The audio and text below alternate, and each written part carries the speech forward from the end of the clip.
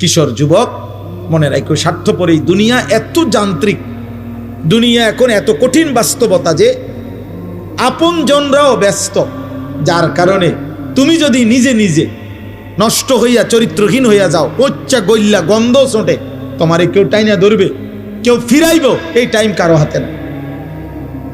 আমার এই কথা এক ছেলে হলে মনে, বাস্তবতা বড় কঠিন এখন, কারণ মানুষের এখন উপার্জন দরকার বেশি। 10 টাকার পণ্য 1000 টাকা। মানুষ, আমরা আগে পুরা বাড়ি, মনে করেন আমাকে মুরব্বীরাও বলবেন, আমরাও তো ছোটবেলায় দেখছি, পুরা বাড়ি বাপ চাচা জেডা প্রত্যেকের ঘরের মানুষ যদি মিলে 30 জনও হয়, 40 জনও হয়, তো পুকুরের কোনা বাথরুম নাকি ওইখানে তো পুরা বাড়িওয়ালারা গেছে না? তাহলে আগে তো এভাবে জরুরত ছাড়ছে, কিন্তু এখন 6টা রুম 6টা বাথরুম, কথা বলে না? 4টা রুম 4টা কি বাথরুম, প্রত্যেক রুম অ্যাটাচড বাথরুম। তাহলে এই ব্যক্তির খরচ বাইরে গেল কিনা? খরচ বেড়ে গেল না? তার বিল্ডিংটার খরচ বাইরে গেল না? এখন সব কিছুতে মানুষের এখন সম্পদ দরকার বেশি, টাকা, উপভোগ। মুশরিকরা এই পাশ্চাত্য এত বেশি চাকচিক্য করে দুনিয়া আমাদের সামনে দিচ্ছে, প্রতিনিয়ত প্রযুক্তি, গতি, আরো রং ঢং, যার কারণে মানুষ বেহাল, আরো টাকা দরকার। তাহলে এখন কে কার সময় নিবে? এই জন্য বাবা আজকে 15 দিন না, আজকে 1 বছরও বাপে জানে না তার ছেলে যে 1 ওয়াক্ত নামাজ পড়ে। এবারও সময় নেই।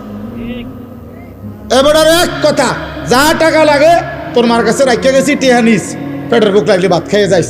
এবার তোর মতো করে তুই বড় হ আব্বা, তুই মানুষ হ, নইলে জানোয়ার হ, নয় নারী দেখ, নয় ছবি দেখ, নয় জিনা কর, বেবিচার কর, মদ খা, নয়তো জুয়া খেল, অসৎ বন্ধুদের সাথে, তোর চুল তোর মতো, তোর চেহারা তোর মতো, কিসের আল্লাহ, কিসের খোদা, কিসের নবী, কিসের রাসূল, তোর মতো তুই যা। কারো হাতে সময় নেই, কারো হাতে সময় নেই। এই হলো মূল বিষয়। আগে আমরা মনে আছে দুপুর 2টা বাজে গেছে, নানার বাড়িতে বেড়াইতে গেছি, তো এখনো ভাত খাইতে যাই নাই, ছোট মামা আইছে, বড় মামার বড় ছেলে মামতো ভাই উনি আইছে, ছোট্ট মামতো ভাই একজন আইছে, সবাই খুঁজে দৌড়াদৌড়ি, হ্যাঁ তাড়াতাড়ি ভাত খাইতে যাইতে বলছে। আর বাড়িতে গেছি, আর সবাই মিল্লা ধমকানি, দুষ্ট হয়ে গেছ, 2টা বাজে গেছে, অন্য ভাত খাইতে আইও না। তাইলে কথার কথায় সবাই টেনে ধরছে, আজ আর টেনে ধরার কেউ নাই।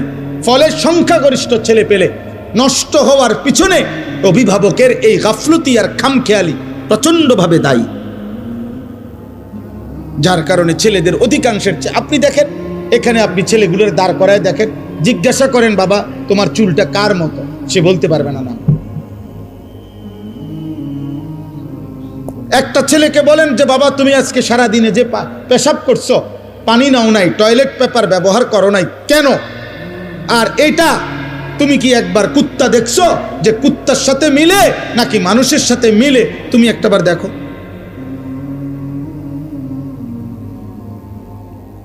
তুমি কি কোনো জানোয়ার দেখো নাই কোনোদিন যে জানোয়ার পেশাব করার পরে কি করে? তুমি কি কোনো মুমিন দেখো নাই মুমিন পেশাব করার পরে কি করে?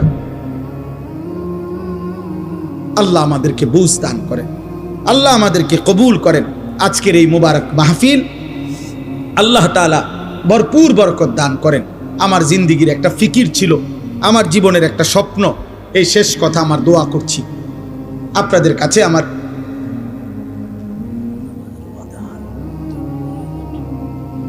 আমাদের প্রত্যেকেই, আমার একটা জিন্দিগির ইচ্ছা আকাঙ্ক্ষা, আমরা প্রত্যেকেই যেন আলহামদুলিল্লাহ এই কিশোর নওজোয়ান মুসলমানের সন্তান, এরা যেন আল্লাহমুখী হয়, আখিরাতমুখী হয়।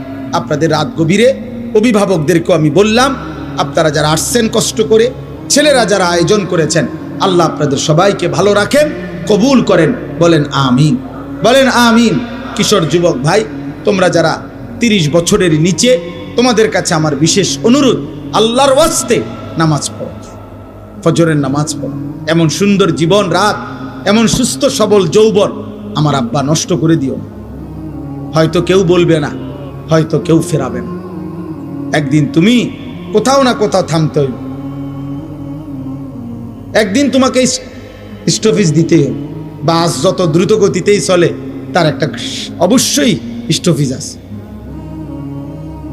বিমান যত দ্রুত গতিতেই চলুক, তার একটা গন্তব্য আছে, একখানে না একখানে থামতে হবে।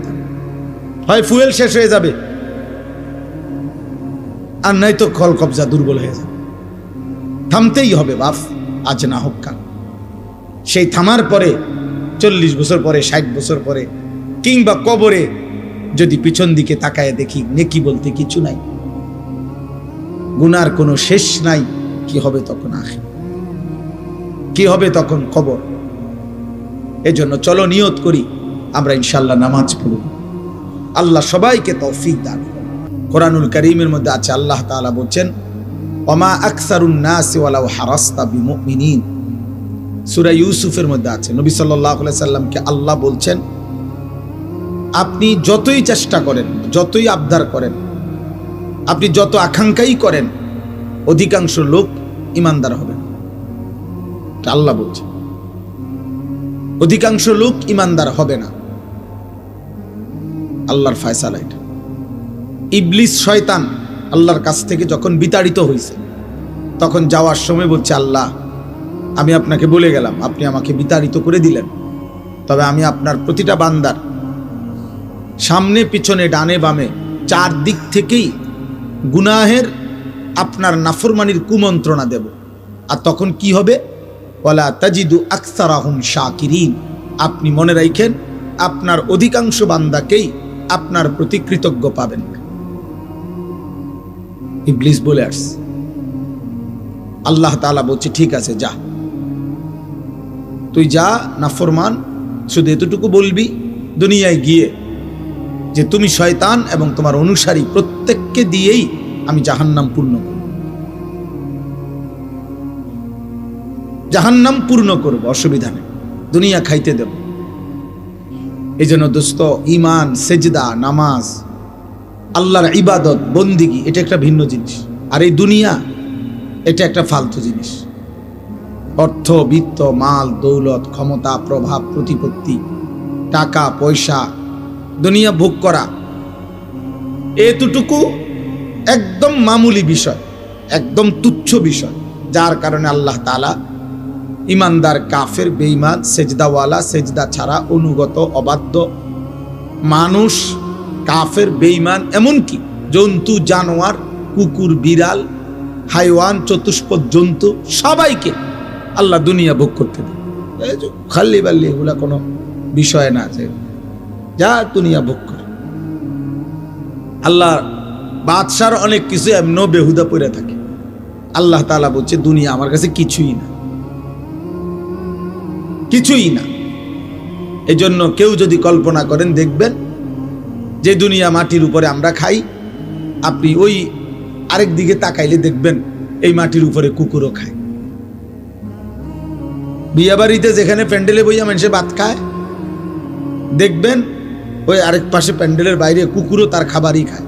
হাড্ডি তারই খাবার, যার খাবার যেটা সে ওইটাই খায়।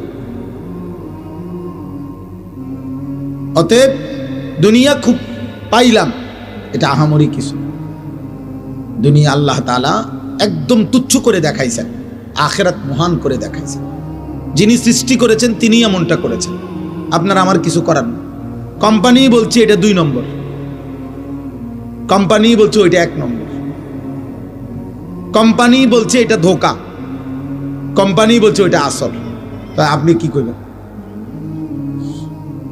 দুনিয়া আখিরাত উভয়ের সৃষ্টিকর্তা আল্লাহ।